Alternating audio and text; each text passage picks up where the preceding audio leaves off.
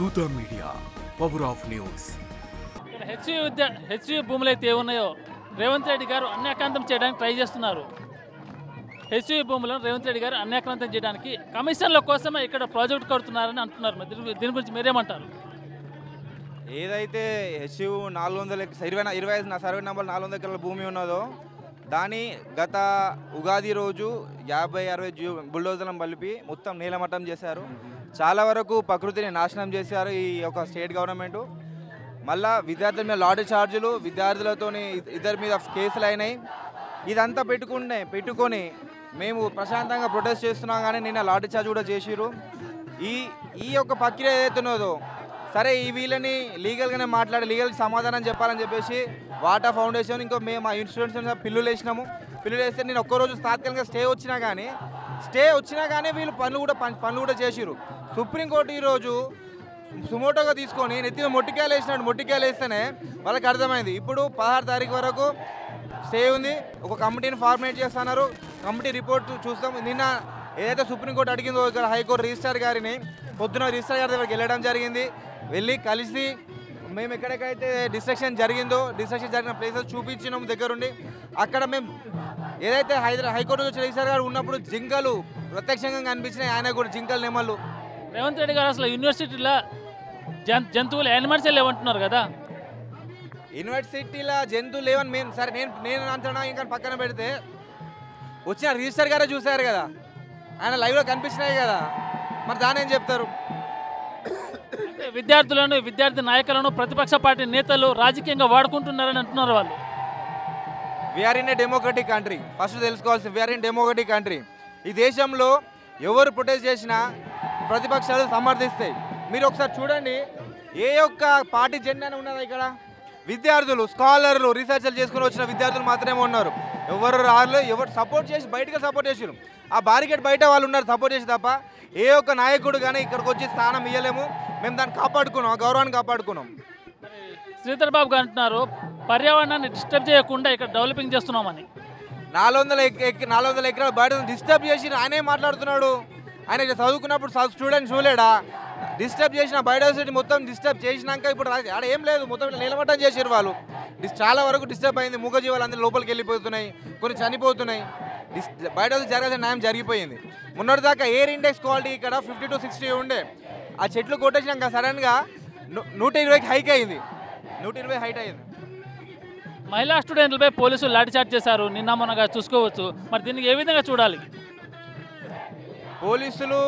పోలీసులు వాళ్ళు మేమేం చేసి నడుస్తుంది అనే ధోరణిలో ఉన్నారు. కానీ చెప్తున్నాము, ఈ దేశంలో ఇంకా కోర్టులు బతికే ఉన్నాయి. న్యాయం మీద మాకు న్యాయం మీద మేము చూస్తాం, న్యాయం కోసం పోరాడుతాం. వాళ్ళు అమ్మాయిలను జుట్టులు పట్టుకొని కొట్టిరు, గుంజుకు వెళ్ళారు. ఇది పద్ధతి కాదు. పోలీసులు అలా మీరు రాజ్యం కోసం కాదు ప్రజల కోసం పనిచేయాలి. మీరు రాజ్యం కోసం పనిచేయడం మానేయండి. ఏది కరెక్టో దానికోసం పనిచేయాలి. అంతేగాని స్టూడెంట్లను లాఠీ చార్జ్ చేస్తే భయపడము. లాఠీ చార్జ్ చేస్తే భయపడతామని రోజులు పోయినాయి. మేము భయపడము. న్యాయస్థానాలు ఉన్నాయి, కోర్టుకు ఎక్కుతాం. మాదేందో మేము చూసుకుంటాం. బయోడైవర్సిటీని కాపాడుతాం. యూనివర్సిటీ విద్యార్థులుగా చెప్తున్నాం, ఈ బయోడైవర్సిటీ మేము కాపాడే బాధ్యత మా మీద ఉంటుంది. నెక్స్ట్ జనరేషన్ మేము ఇస్తాము. ఇదంతా మేము కాపాడుకుంటాము. देखिए, आप लोगों को बहुत अच्छे से पता है कि क्या चल रहा है. The thing is, not only University of Hyderabad but the whole country is disturbed because of the situation that is prevailing in Telangana. आज हमारे जैसे स्टूडेंट्स का भविष्य खतरे में है. ये लड़ाई हमारे आने वाली पीढ़ी के लिए भी है. कल उनको क्लासरूम्स नहीं मिलेगा, उनको बिल्डिंग्स नहीं मिलेगी. आज वो 400 एकड़ हड़प के जा रहे हैं. कल हो सकता है हमारे क्लासरूम्स को और हमारे बिल्डिंग्स को भी हड़पे, क्योंकि हमारा 3 बिल्डिंग्स है उधर. तो हम ये चाहते हैं कि इस लड़ाई में हमारे साथ पूरा देश खड़ा हो, ताकि हम इस लड़ाई को मजबूती से लड़े और हम अपना वो 400 एकड़ ज़मीन वापस ले लें. మనము చూస్తున్నాము ఉగాది రోజు నుంచి ఈ మా ప్రొటెస్ట్ అనేది స్టార్ట్ అయ్యింది. ఎందుకు అంటే ఉగాది రోజు Sunday Monday Saturday 3 days holidays ఉన్నాయనేసి అప్పటి నుంచి వచ్చి ఆ టైంలో మేము కోర్ట్ ఆర్డర్ పెట్టుకోలేము, స్టే తెచ్చుకోలేము, ఏం తెచ్చుకోలేము. ఆ టైంలో వచ్చి క్యాంపస్ మీద ఒక అటాక్ అని చెప్పొచ్చు, బుల్డోజర్స్ తీసుకొచ్చి చెట్లు నరకడం స్టార్ట్ చేశారు. ఆపడానికి వెళ్ళిన విద్యార్థులను అందరినీ లాఠీ చార్జ్ చేసి అరెస్ట్ చేసి ఆ నైట్ 10-11కి అలాంటి టైంలో వాళ్ళని రిలీజ్ చేయడం జరిగింది. అప్పటికి కూడా మనం వెళ్ళి ఆ ప్రాంతంలో వెళ్ళి చూస్తే పొద్దున ఉన్న 5 JCBల కల్లా రాత్రి వరకు 35-40 అంటే 35-40 జేసీబీలు ఒకేసారి వాళ్ళు మన గచ్చిబౌలి స్టేడియం రోడ్ నుంచి లోపలికి వచ్చేసి చెట్లు నరుకుతూ ఉంటే మనం ప్రొటెస్ట్ చేస్తుంది మా ఫారెస్ట్ ల్యాండ్ని, మా హెచ్యుకి చెందిన ల్యాండ్ని ప్రొటెక్ట్ చేసుకోవడం అనేసి మేము ఒక ప్రొటెస్ట్ చేస్తున్నాము. దీంట్లో మేము జస్ట్ స్టూడెంట్సే కాదు, సివిలియన్స్ కూడా రిక్వెస్ట్ చేస్తున్నది ఏంటి అంటే ఈ విషయాన్ని మీరు ఎంత కుదిరితే అంత స్ప్రెడ్ చేయండి, అవేర్నెస్ చేయండి. ఎందుకంటే ఇది ఇప్పుడు స్టూడెంట్స్ ల్యాండే కాదు, రేపటికి మీ అంటే కొన్ని ఊర్లు కావచ్చు, కొన్ని ప్రాంతాలు కావచ్చు, అక్కడ కూడా ఎఫెక్ట్ అవ్వచ్చు. ప్రస్తుతానికి ఇది ఎఫెక్ట్ అయ్యేది ఎట్లా అంటే ఇప్పుడు గచ్చిబౌలిలో ఒక పెద్ద ఫారెస్టే కట్ అయ్యింది. ఆ ఎఫెక్ట్ చుట్టుపక్కల ఉన్న ప్రాంతంలో ఎంత టెంపరేచర్ పెరుగుతుంది. ఇప్పుడు ఉన్న మా యానిమల్స్ ఏవైతే ఉన్నాయో క్యాంపస్ లోపల యానిమల్స్ ప్లేస్ లేక వాళ్ళ ఇల్లుని నరికేశాక ప్లేస్ లేక చుట్టుపక్కల ఉన్న ఊర్లకి కనిపిస్తున్నాయి. మాకు వీడియోస్ వస్తున్నాయి, మేము చూస్తున్నాం. మా హాస్టల్స్ దగ్గరికి వస్తున్నాయి. అంటే స్నేక్ స్పీషీస్ కానివ్వండి, బర్డ్స్ కానీ, వాళ్ళకి న్యాచురల్ ఉన్న ఎన్విరాన్మెంట్ ఆ ఫారెస్ట్ని వదిలేసి వాళ్ళు ఒక కాంక్రీట్ మా హాస్టల్స్లో కానీ ఊర్లలో కానీ బతకలేవు. ఆ యానిమల్స్ చచ్చిపోతాయి. యానిమల్స్ కోసం అయినా ఇది అనేది ఆగాలి అని మేము ప్రభుత్వాన్ని కోరుకుంటున్నాము. మనం మహిళా స్టూడెంట్ అని చూడకుండా పోలీసులు జుట్టు పట్టుకొని దారుణంగా ఏడ్చుకెళ్తున్నారు కదా, మరి పోలీసులు రాజకీయ నాయకులకు తొత్తులుగా వ్యవహరిస్తున్నారా? ఏంటండి పోలీసులు రాజకీయ నాయకులకు తొత్తులుగా మారుతున్నారా? తొత్తులంటే మరి ఆర్డర్లు మన ప్రభుత్వ లీడర్ ఎంత డిక్టేటర్లా ఉంటే వాళ్ళు అలాంటి పనులు చేయాల్సి వస్తుంది. సో పోలీసులు అది వాళ్ళ ఉద్యోగం, కానీ పైనుంచి ఆర్డర్లు ఇచ్చే వాళ్ళదే తప్పు. పోలీసుల్ని మేమేం తప్పు పట్టట్లేదు, వాళ్ళకు కూడా పిల్లలు ఉంటారు, వాళ్ళు అలా చేయాలనుకోవట్లేదు. వాళ్ళకి ఇచ్చిన అధికారులు, ఆ అధికారులు ఎవరైతే ఉంటారో వాళ్ళు ఇవ్వడం వల్ల ఇలా అవుతుంది. మేము గవర్నమెంట్నే ప్రశ్నిస్తున్నాం, కానీ పోలీసులు ఖచ్చితంగా మా పైన చాలా జులుం చూపెట్టారు. కానీ ఆర్డర్స్ ఇచ్చిన రేవంత్ రెడ్డి గారు కానీ ఆ గవర్నమెంట్ కానీ వాళ్ళు చాలా అవమానంగా ఫీల్ అవ్వాలని, మా అందరికీ క్షమాపణ చెప్పాలని కోరుకుంటున్నాం. ఎస్యూ భూముల జంతువులే లేవని రేవంత్ రెడ్డి గారు అసెంబ్లీ సాక్షిగా అంటున్నారు కదా, అది ఒక పచ్చాబద్ధం అని ఆల్రెడీ ప్రూవ్ అయిపోయింది. మీరు చూస్తున్నారు, వీడియోస్ అన్నీ చూస్తున్నారు. మేబీ వాళ్ళు అనుకున్నారు ఇట్లాగ పోలీసులందరినీ పెట్టి పిల్లల్ని కట్టడి చేసి ఫోటోలు ఏవి తీయకుండా ఇలా చేసి బయటికి రాదేమో అనుకున్నారు. కానీ హెచ్సియు యూనివర్సిటీ స్టూడెంట్స్ని తక్కువ అంచనా వేసినట్టున్నారు పాప.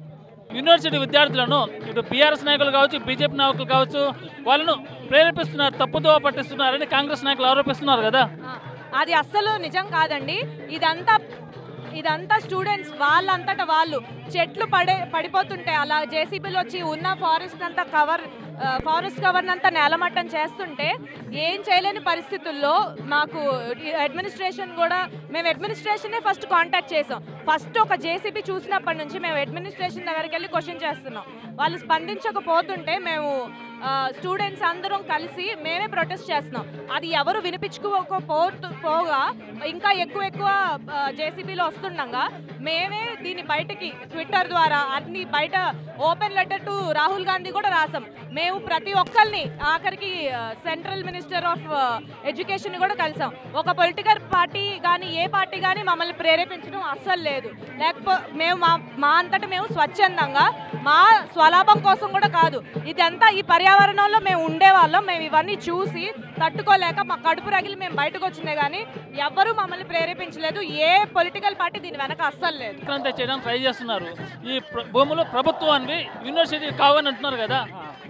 సార్ రేవంత్ రెడ్డి మంత్రివర్గంలో ఉన్న బట్టి విక్రమార్క గారు కానీ, సీతాబాబు గారు కానీ, పొంగులేటి శ్రీనివాసరెడ్డి కానీ, ఈ ముగ్గురు చెప్తున్నారు ఏంటంటే అప్పటి నుంచి కూడా యూనివర్సిటీ ఆఫ్ హైదరాబాద్కి సంబంధించి 1 ఇంచు కూడా భూమి తీసుకోం, ఈ 400 ఎకరాలను యూనివర్సిటీ ఆఫ్ హైదరాబాద్ కావాలని చెప్తున్నారు.